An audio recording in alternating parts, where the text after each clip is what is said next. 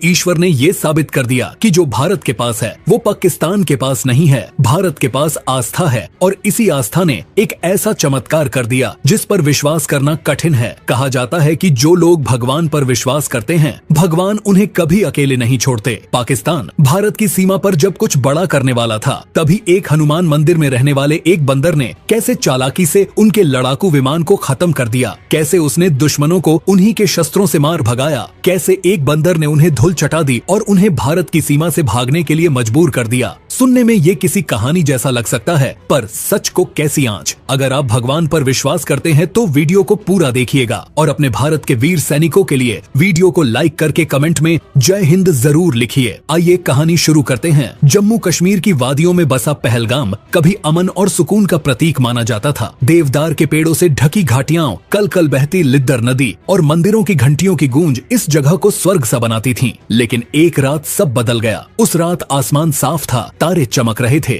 मगर घाटी में कुछ परछाइयां सरक रही थीं। ये परछाइयां उन दरिंदों की थीं जो इंसान के वेश में भेड़िए थे। उन्होंने अचानक धावा बोला। मासूमों पर, निर्दोषों पर, बेटियों से उनका सिंदूर छीन लिया गया, माँ से उनके बेटों को छीन लिया गया। पहलगाम जो कभी देवताओं की भूमि कहा जाता था अब मातम की चादर ओढ़े खामोश पड़ा था। खबरें तेजी से फैलीं, सोशल मीडिया पर आंसू और आक्रोश उमड़ पड़े, टीवी पर एंकर चिल्लाने लगे। लेकिन देश के दिल में जो ज्वाला उठी वो इस बार बुझने वाली नहीं थी। दिल्ली में आपात बैठकें शुरू हुईं। प्रधानमंत्री ने सिर्फ 2 शब्द कहे, अब नहीं। भारतीय सेना को खुली छूट दी गई। जवाब तेज और सटीक था। सीमा पार जाकर उन ठिकानों को नेस्तनाबूद किया गया जहां से यह साजिश रची गई थी। भारत ने दिखा दिया कि वह न सिर्फ सहने वाला नहीं बल्कि सजा देने वाला भी है। लेकिन पाकिस्तान इस जवाब से तिलमिला गया। बदले की आग में उसने सीमा पर अपने सैनिकों और लड़ाकू विमानों की तैनाती शुरू कर दी। एक बड़ी टुकड़ी को पहलगाम की ओर बढ़ने का आदेश दिया गया। भारत की जमीन पर फिर से खतरे की आहट थी। इसी सीमा से कुछ ही दूरी पर घने जंगलों में एक पुराना हनुमान मंदिर था। छोटा सा, पत्थर से बना हुआ। कोई पुजारी नहीं, कोई चढ़ावा नहीं, लेकिन आसपास के लोग कहते थे कि वहाँ एक बंदर रहता है। नाम था उसका बजरंगी। कहते हैं वह वर्षों से वहाँ है। उम्र का कोई अंदाजा नहीं, लेकिन चाल में दम था, आंखों में चिंगारी और शरीर में ऐसी फुर्ती कि बड़े बड़े जवान हैरान हो जाए। कुछ कहते थे कि वह चमत्कारी है, जंगल में खोए बच्चों को खोज लाता है, घायल परिंदों की मरहम पट्टी करता है और जब मंदिर के पास कोई भीड़ आती है तो छत पर चढ़कर घंटियां बजाता है। फौजी कैंप के कुछ जवान उसे देखते थे, खाना देते थे, पर ज्यादातर उसे एक मजाक मानते थे। बंदर है, बंदर, ज्यादा मत सोचो, कहते थे वे। लेकिन एक रात कुछ ऐसा हुआ जिसने सबकी सोच बदल दी। अंधेरी रात थी, हल्की हल्की बारिश हो रही थी। चौकी नंबर 7 से एक आपात संदेश आया। सीमा पार से गतिविधि देखी गई है। कुछ लोग नो मैंस लैंड पार कर रहे थे। जवानों की टीम तुरंत हरकत में आई, लेकिन जब तक वे पहुंचे घुसपैठिए गायब हो चुके थे। वहाँ सिर्फ राख के ढेर थे, जलती हुई मिट्टी और कुछ जले हुए उपकरण। एक जवान ने देखा मिट्टी पर पंजों के निशान थे, मगर ये निशान आम नहीं थे, बड़े थे, गहरे थे। सैनिकों ने इस पर ज्यादा चर्चा नहीं की, लेकिन उस रात हर चौकी पर एक अजीब बात हुई। हर जगह बजरंगी देखा गया। कोई कहता है उसने एक सैनिक को गिरने से बचाया, किसी ने कहा उसने टॉर्च से रास्ता दिखाया, पर अब भी लोग इसे अंधविश्वास मानते रहे। अगली सुबह जब गांव के लोग मंदिर की ओर गए तो उन्होंने देखा मंदिर की छत पर बजरंगी बैठा था, आंखें बंद किए, जैसे ध्यान में हो। उसके चारों ओर एक चमकदार घेरा था और सबसे अजीब बात, उसके सिर पर हल्का सा मुकुट जैसा आकार दिख रहा था। एक बूढ़ी महिला चिल्लाई, ये कोई साधारण बंदर नहीं, ये भगवान हैं, ये हनुमान जी हैं। लोग हंसे, कुछ चुप रहे, लेकिन उस दिन जो हुआ उसने सबकी बोलती बंद कर दी। सीमा पर पाकिस्तानी ड्रोन दिखाई दिया। एक तेज सीटी के साथ वह भारतीय क्षेत्र में घुसा। जवान अलर्ट पर थे,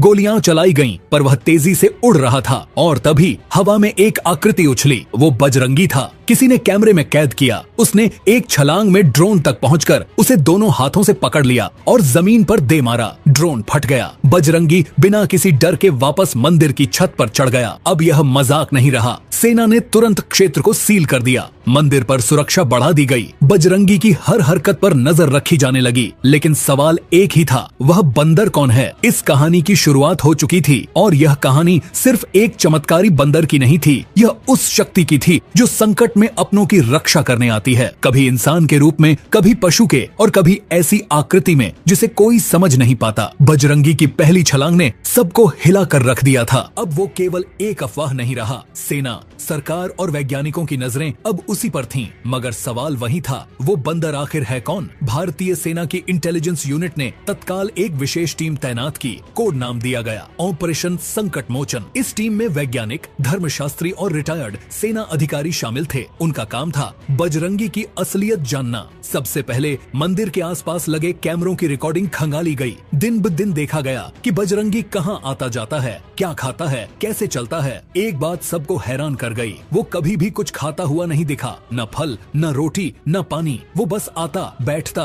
और फिर गायब हो जाता। इसके साथ साथ कुछ स्थानीय बुजुर्गों को भी बुलाया गया। एक साधु बाबा ने कहा, ये वही है जो राम के साथ लंका गया था। जब सबको लगा वो केवल कथा है, तब भी वो कहीं न कहीं जिंदा था। ये उसकी छाया है, उसकी सेवा का फल। वहाँ मौजूद लोग बाबा की इस बात पर जोर जोर से हंसने लगे। लोगों ने कहा, ये तो पागलों जैसी बात है बाबा। टीम ने भी इसे धार्मिक भावना कहकर नजरअंदाज किया, लेकिन जल्द ही कुछ और सबूत सामने आए। मंदिर के अंदर एक पुरानी दीवार थी जिस पर एक मूर्ति बनी थी, हनुमान जी की, लेकिन उसकी आंखों में कुछ अनोखा था। कैमरे की मदद से जब झूम करके देखा गया तो उस मूर्ति की आंखें बिल्कुल वैसी ही थीं जैसी बजरंगी की, गहरी, चमकदार और उनमें हल्की सी सिंदूरी रेखा। वैज्ञानिकों ने एक डीएनए टेस्ट की भी कोशिश की। मंदिर के पास से बाल और खाल के नमूने जुटाए गए और लैब में भेजे गए, लेकिन रिपोर्ट आई तो सब दंग रह गए। नतीजे मानवीय और वानर दोनों से मेल नहीं खाते थे। एक नई अनजानी जाति का संकेत मिला, ऐसा कुछ जो धरती पर पहले कभी नहीं देखा गया। इसी बीच कुछ जवानों ने अपनी आप बीती सुनानी शुरू की। एक ने कहा, मेरी जान बची थी जब मेरी बंदूक जाम हो गई थी। सामने दुश्मन था और तभी एक तेज झोंका आया। वो बंदर था, उसने दुश्मन को धकेल दिया और मुझे निकलने का रास्ता मिल गया। एक और जवान ने कहा, मेरी माँ ने हमेशा कहा था कि हनुमान जी हर संकट में साथ होते हैं। अब मैं मानता हूँ, मैंने उस बंदर की आंखों में डर नहीं, करुणा देखी थी। अब यह सब महज संयोग नहीं लग रहा था। एक धार्मिक पत्रकार अर्चना शर्मा ने खुद जाकर मंदिर का दौरा किया और लाइव रिपोर्टिंग की। उन्होंने कहा, जब मैं मंदिर के पास पहुंची तो मेरे कैमरे ने काम करना बंद कर दिया, लेकिन मेरी आंखों ने जो देखा उसे मैं शब्दों में नहीं बयां कर सकती। वहाँ कोई शक्ति थी जो सिर्फ शरीर से नहीं, आत्मा से भी महसूस होती है। इस सब के बीच पाकिस्तान की गतिविधियां और तेज हो चुकी थीं। लड़ाकू विमानों की संख्या 3 गुनी कर दी गई थी। रडार पर साफ दिख रहा था कि एक बड़ा हमला हो सकता है, लेकिन अब भारतीय सेना का आत्मविश्वास पहले से कहीं ज्यादा था। बजरंगी अब एक रहस्य से अधिक एक रणनीति बन चुका था। सेना ने मंदिर के आसपास के क्षेत्र को नो ड्रोन जोन घोषित कर दिया। हर चौकी को अलर्ट कर दिया गया कि अगर कोई हलचल हो तो बजरंगी के संकेतों पर ध्यान दिया जाए। और संकेत मिलने लगे। हर बार जब कोई खतरा पास आता, बजरंगी मंदिर की घंटी 3 बार बजाता। जवान समझ जाते कुछ गड़बड़ है। एक बार उसने मंदिर की छत से एक खास दिशा में दौड़ लगाई और जब उस दिशा में सैनिक पहुंचे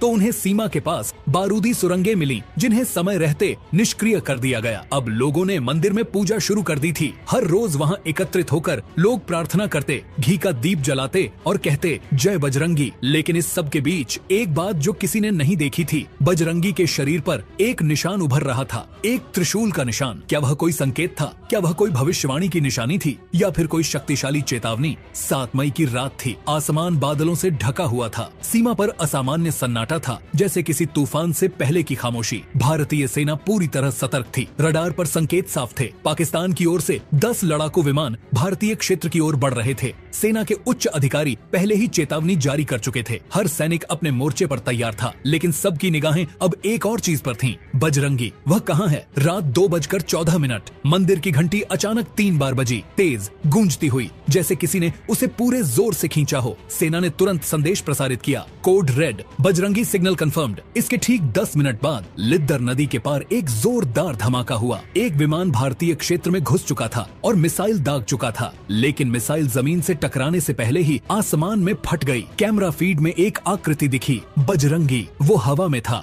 उसकी पूंछ बिजली की तरह चमक रही थी। बाकी विमान अब तेजी से भारतीय क्षेत्र में घुसपैठ कर रहे थे। सेना ने जवाबी फायरिंग शुरू की, लेकिन संख्या बल दुश्मन के पक्ष में था। तभी बजरंगी ने जमीन से छलांग लगाई और हवा में एक एक कर 4 विमानों को निशाना बनाया। किसी के पंख तोड़े, किसी के इंजन को फाड़ा। आसमान में आग के गोले बनते जा रहे थे। पहलगाम की घाटी रोशनी से जगमगा उठी थी, लेकिन वह रोशनी डर की नहीं, रक्षा की थी। बजरंगी ने एक विमान को पकड़कर पहाड़ से दे मारा। धमाका इतना जबरदस्त था कि आसपास की जमीन हिल गई, पर बजरंगी को कुछ नहीं हुआ। इधर जमीन पर पाकिस्तानी सैनिक घुसने की कोशिश कर रहे थे। 2 बंकर पहले ही टारगेट पर आ चुके थे, लेकिन जैसे ही वो बंकर की ओर बढ़े, बजरंगी ने जमीन पर एक प्रहार किया। एक भूकंप जैसा झटका महसूस हुआ और जमीन फट गई। दुश्मन के सैनिक वहीं फंस गए। सेना के जवानों ने तुरंत उन पर काबू पाया। उस रात 10 विमान गिराए गए, 4 टैंक नष्ट हुए और 37 दुश्मन सैनिकों को खत्म किया गया। भारत की ओर से किसी को कोई नुकसान नहीं पहुंचा। अगली सुबह बजरंगी मंदिर की छत पर वापस आया। उसका शरीर धुएं से काला हो गया था, लेकिन उसकी आंखें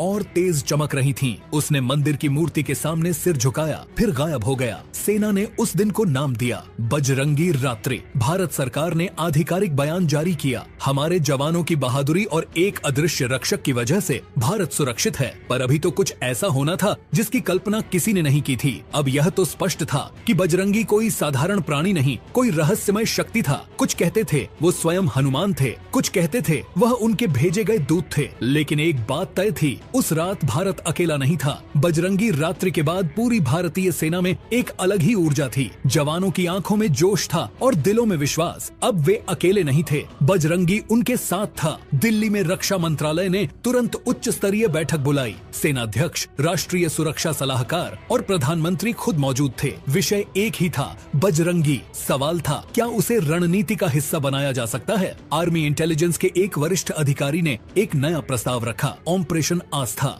इसका उद्देश्य था बजरंगी के साथ मिलकर सीमा की रक्षा करना, लेकिन बिना उसकी स्वतंत्रता को बाधित किए। इसके लिए मंदिर क्षेत्र के आसपास एक विशेष निगरानी जोन स्थापित किया गया। वहां हाई रेजोल्यूशन कैमरे, थर्मल स्कैनर और साइलेंट रडार लगाए गए। पर एक अजीब बात हुई, ये सभी डिवाइस जब बजरंगी पास आता तो अपने आप बंद हो जाते। किसी को समझ नहीं आया ये कैसे हो रहा था। एक वैज्ञानिक ने चुपचाप कहा, शायद यह विज्ञान से परे की चीज है। इस बीच बजरंगी के व्यवहार में बदलाव आने लगा। वह अब सिर्फ मंदिर तक सीमित नहीं था, वह सेना की गश्ती टुकड़ियों के साथ चलने लगा, बर्फीले रास्तों पर जवानों का मार्गदर्शन करने लगा और कई बार जंगलों में खोए सैनिकों को ढूंढकर कैंप तक पहुंचाने लगा। कई जवानों ने देखा कि बजरंगी जब किसी चौकी पर आता तो कुछ सेकंड के लिए पूरा वातावरण शांत हो जाता, हवा रुक जाती, पक्षी चुप हो जाते और सैनिकों के मन में अजीब सी शांति भर जाती। यह सामान्य नहीं था। दूसरी ओर पाकिस्तान की खुफिया एजेंसी को भी इस बंदर के बारे में जानकारी मिल चुकी थी। उन्होंने इसे रेड प्राइम नाम दिया और इसकी ताकत का आकलन शुरू कर दिया। पाकिस्तान ने अपने 2 प्रमुख रणनीतिक विशेषज्ञों को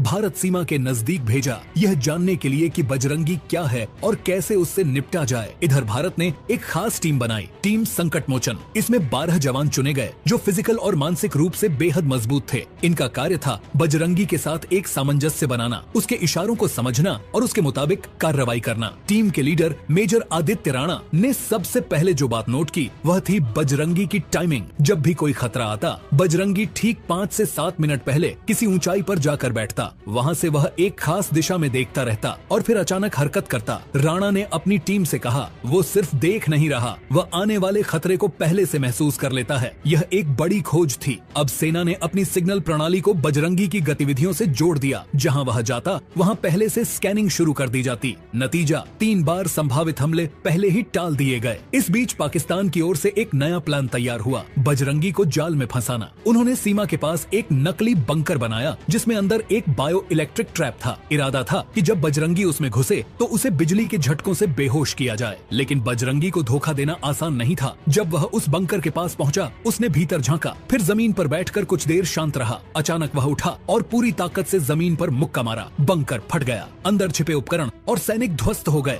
अब पाकिस्तान समझ गया, ये बंदर नहीं, एक चेतन शक्ति है। भारत की ओर से मंदिर में एक विशेष पूजा का आयोजन किया गया। इसमें केवल सैनिकों को अनुमति दी गई। पूजा के दौरान मंदिर की घंटियां बिना छुए बजने लगीं और दीपक अपने आप जल उठे। सबने देखा बजरंगी मंदिर के सामने खड़ा है, लेकिन उसकी छाया अब सामान्य नहीं थी, वो विशाल हो गई थी और उसके पीछे एक हल्की सी आभा में एक गदा दिख रही थी। अब सवाल नहीं रह गया था कि बजरंगी कौन है, अब बात सिर्फ इतनी थी, वह कब और कहां प्रकट होगा। 9 मई की सुबह दुनिया की निगाहें एक बार फिर भारत पाक सीमा पर टिक गई थीं। अंतर्राष्ट्रीय मीडिया को भी अब यह एहसास हो गया था कि पहलगाम में जो कुछ हो रहा है वो सिर्फ 2 देशों का सैन्य संघर्ष नहीं, एक अद्भुत और अलौकिक घटना है। दुनिया के सभी बड़े समाचार चैनलों ने कैमरे वहीं गाड़ दिए थे। पाकिस्तान ने अब की बार अपनी सबसे बड़ी सैन्य योजना शुरू की थी, ऑपरेशन काला बादल। इसमें 20 लड़ाकू विमान, 10 टैंक, 200 से अधिक स्पेशल फोर्स कमांडो और ड्रोन शामिल थे। उनका उद्देश्य था भारत की एक सीमा चौकी को पूरी तरह नेस्तनाबूद करना। इधर भारतीय सेना ने पूरी तैयारी कर ली थी, लेकिन सबकी नजर एक ही तरफ थी, क्या बजरंगी फिर आएगा? सुबह 10:27 पर रडार पर हलचल दिखी। 15 विमान भारतीय क्षेत्र की ओर बढ़ रहे थे।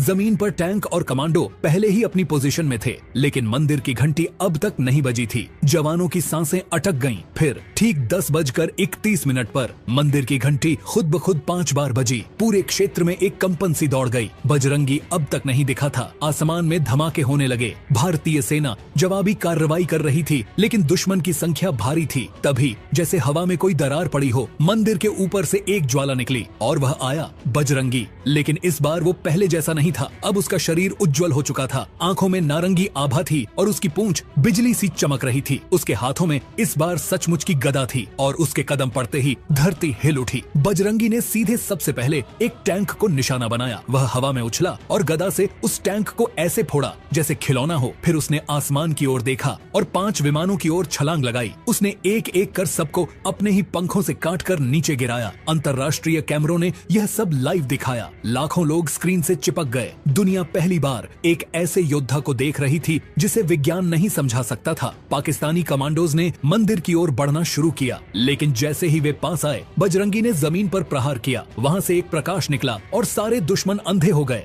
भारत के जवान अब बजरंगी के पीछे पीछे थे, हर दिशा में उसका आदेश मानते हुए लड़ाई कर रहे थे। लड़ाई 3 घंटे चली। अंततः पाकिस्तान ने पीछे हटने का आदेश दिया। उनके 17 विमान गिराए गए, सभी टैंक नष्ट हुए और जमीन पर मौजूद लगभग पूरी टुकड़ी आत्मसमर्पण कर चुकी थी। बजरंगी ने अंतिम प्रहार के बाद मंदिर की छत पर चढ़कर गदा हवा में घुमाई और एक तेज प्रकाश के साथ वह मंदिर के अंदर समा गया। मंदिर की मूर्ति में हल्की सी मुस्कान उभर आई। भारत में चारों ओर एक ही नारा गूंजा, जय बजरंगी। संयुक्त राष्ट्र ने इस घटना को चमत्कार की श्रेणी में रखा। वैज्ञानिकों ने कहा, हम नहीं समझ सकते इसे। धर्मगुरुओं ने कहा, अब भी शक है। बजरंगी के चमत्कार को लेकर पूरी दुनिया में भूचाल सा आ गया था। अमेरिका, रूस, जापान, फ्रांस, इजराइल, हर बड़े देश की खुफिया एजेंसियां अब पहलगाम की ओर रुक कर चुकी थीं। एक साधारण से मंदिर में जो हुआ था वो विज्ञान के लिए पहेली बन चुका था और आस्था के लिए प्रमाण। एक बड़े समाचार चैनल ने इसे द हानुमन फेनोमेनन नाम दिया। एक ने अपने मुख्य कार्यक्रम में कहा, अगर यह सच है तो मानवता को अपनी सीमाओं की फिर से परिभाषा करनी होगी। संयुक्त राष्ट्र ने भारत से विशेष अनुरोध किया कि वह इस बंदर की चिकित्सा और रहन सहन पर अंतर्राष्ट्रीय शोध की अनुमति दे, लेकिन भारत सरकार ने साफ कर दिया, बजरंगी कोई प्राणी नहीं, हमारी आस्था का प्रतीक है। उनका कोई परीक्षण नहीं होगा। अभी ये कहानी खत्म नहीं हुई है। अभी तो एक ऐसी घटना होनी बाकी है जो इस पूरी कहानी को सच साबित करने वाली थी। उन लोगों के मुंह बंद होने वाले थे जो भगवान को नहीं मानते। देश भर में मंदिरों में विशेष पूजन होने लगे। पहलगाम मंदिर अब राष्ट्रीय तीर्थ बन गया। वहां जाने के लिए सेना ने सीमित समय और संख्या तय कर दी। इस बीच सोशल मीडिया पर बजरंगी के वीडियो वायरल हो चुके थे। ट्विटर, यूट्यूब, इंस्टाग्राम, हर जगह लोग उनकी तस्वीरों पर कमेंट कर रहे थे। किसी ने लिखा, जय बजरंगी, अब डर नहीं लगता। किसी ने कहा, अब समझ आया, रामायण आज भी जिंदा है। कुछ वैज्ञानिक इसे अज्ञात प्रजाति का उच्च विकसित प्राणी कह रहे थे। एक रिपोर्ट में लिखा गया, यह शायद पृथ्वी पर हजारों वर्षों से छिपी कोई शक्ति है जिसे संकट ने बाहर लाया है। लेकिन भारत में लोगों को किसी प्रमाण की जरूरत नहीं थी। उनके लिए बजरंगी अब हनुमान जी का अवतार थे। एक बच्ची ने अपने स्कूल प्रोजेक्ट में लिखा, बजरंगी भगवान हैं जो हमें बचाने आए थे।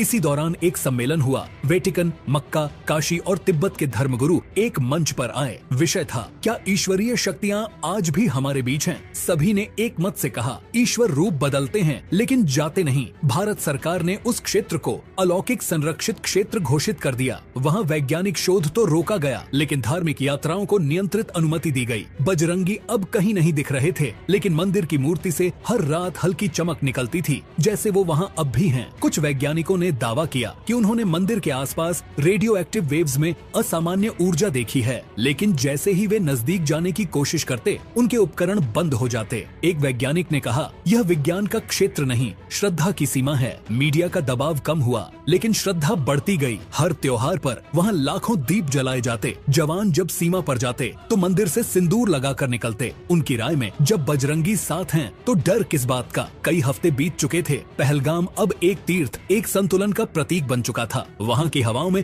अब भी बजरंगी की उपस्थिति महसूस होती थी, मगर अब वो दिखता नहीं था, न मंदिर की छत पर, न सीमा की बंकरों के पास। लेकिन उसकी अनुपस्थिति में भी उसकी मौजूदगी हर जगह थी। एक सैनिक ने बताया, कभी कभी जब गोली चलती है और दुश्मन सामने होता है, एक हल्की सी हवा पीठ पर लगती है, जैसे कोई कह रहा हो, डर मत, मैं हूँ। देश के बच्चे अब बजरंगी दिवस मनाने लगे थे। हर साल 11 अगस्त को स्कूलों में बच्चों को बजरंगी की कहानी सुनाई जाती और उन्हें सिखाया जाता साहस, सेवा और समर्पण का क्या अर्थ है। लेकिन एक रात एक चमत्कार फिर हुआ। मंदिर के सामने एक बूढ़ा साधु प्रार्थना कर रहा था। अचानक आकाश में चमक उठी, मंदिर की मूर्ति से तेज प्रकाश निकला। साधु पीछे हट गया, लेकिन तभी एक शांत आवाज गूंजी, जब तक भक्त हैं, रक्षक लौटता रहेगा। मूर्ति की आंखें एक पल के लिए खुली और बजरंगी का चेहरा उसमें दिखा। कोई डर नहीं, कोई युद्ध नहीं, बस शांति और आशीर्वाद। फिर मूर्ति सामान्य हो गई, लेकिन मंदिर की दीवार पर एक नया चिन्ह उभर आया, एक सिंदूरी हुई हाथ की छाप। सरकार ने इसे बजरंगी का अंतिम आह्वान माना। मंदिर को अब राष्ट्रीय सुरक्षा प्रतीक घोषित कर दिया गया। वहाँ अब कोई वैज्ञानिक अध्ययन नहीं होता, न प्रचार, वहाँ सिर्फ श्रद्धा होती है और सेवा। कुछ कहते हैं बजरंगी अब हिमालय की गुफाओं में है, कुछ कहते हैं वो हर युद्ध में सैनिकों के पीछे खड़े होते हैं, कुछ तो यहाँ तक मानते हैं कि वो अब हर दिल में है, जो अन्याय के खिलाफ खड़ा होता है। कहानी वहाँ खत्म नहीं होती। हर बार जब संकट आएगा,